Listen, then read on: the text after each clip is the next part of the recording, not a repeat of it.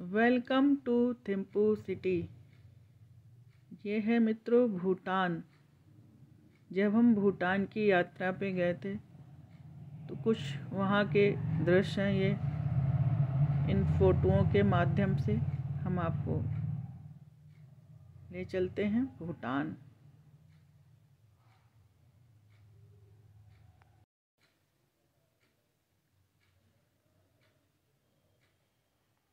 ये भूटान की ड्रेस है।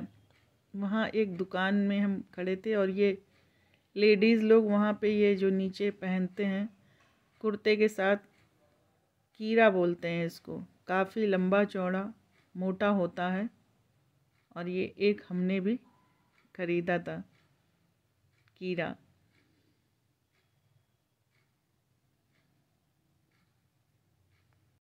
ये पहाड़ी से वहाँ की फ़ोटोएं लेती है। मकान है और सब मकान एक ही जैसे बने होते हैं, लकड़ी के। डिज़ाइन उनमें एक ही होती है सब में, चाहे वो छोटे हों चाहे बड़े हों, सब मकान वो एक ही तरह से बने हुए होते हैं। उनके सब की डिज़ाइन एक जैसी होती है। ये बुद्ध जी की बहुत ऊंची मूर्ति है और ये कह सकते हैं हम बौद्ध कंट्री है। और बड़े बड़े वहाँ पे मंदिर हैं बौद्ध जी के, सुंदर सुंदर। और उसमें बच्चों के लिए या अच्छे अच्छे पैकेट में प्रसाद मिलते हैं, जिसमें चिप्स, कोल्ड ड्रिंक, तरह तरह के। और बौद्ध टेम्पल वहाँ पे सारा बौद्ध ही है। भूटान में बुद्धिस्ट ज़्यादा हैं, बुद्धिस्ट ही हैं सब। ये वहाँ पे रूम जो था जिसमें पांडे जी रहते थे, क्योंकि हम लोग आर्मी से हैं तो वहाँ पे 3 साल इनकी पोस्टिंग थी। तो ये रूम जब हम घूमने गए थे तो वहीं का है।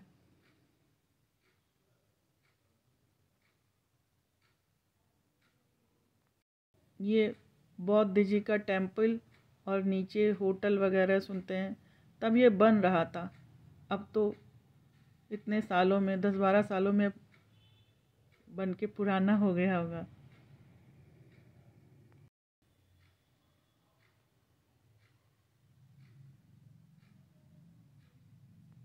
ये भूटान में एक जगह पड़ती है धार चूल्हा, जहाँ का मौसम ज़्यादातर फॉगी ही रहता है। और ये धार चूल्हा में घूमने गए थे हम लोग, वहाँ की है। ये भी धार चूल्हा की है। ये है भूटान का टेम्पल।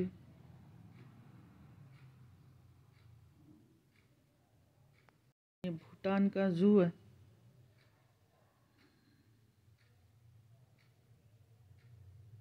ये पांडे जी और उनके मित्र हैं साथ में।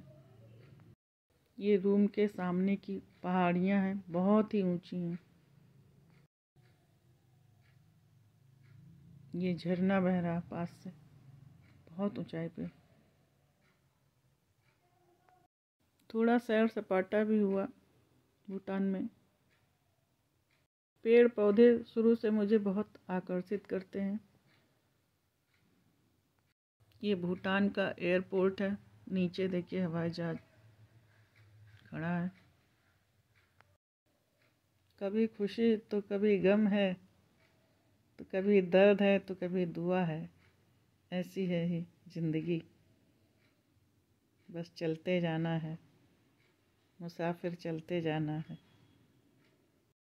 फिर भूटान से हम लोग दार्जिलिंग आ गए।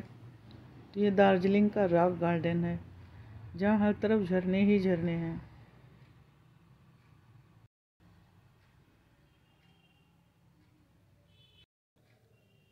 हम खड़े हैं दार्जिलिंग के गार्डन में।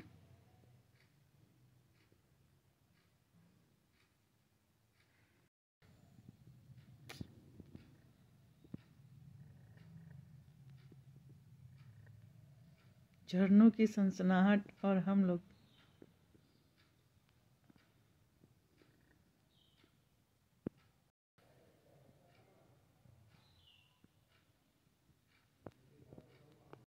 रात में सजा हुआ भूटान कुछ यूँ दिखता है।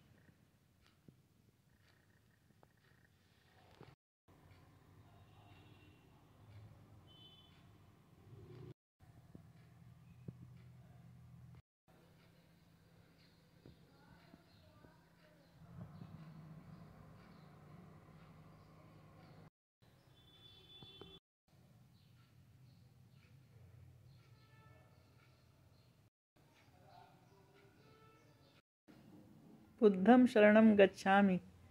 तो ये रही हमारी भूटान यात्रा की कुछ तस्वीरें।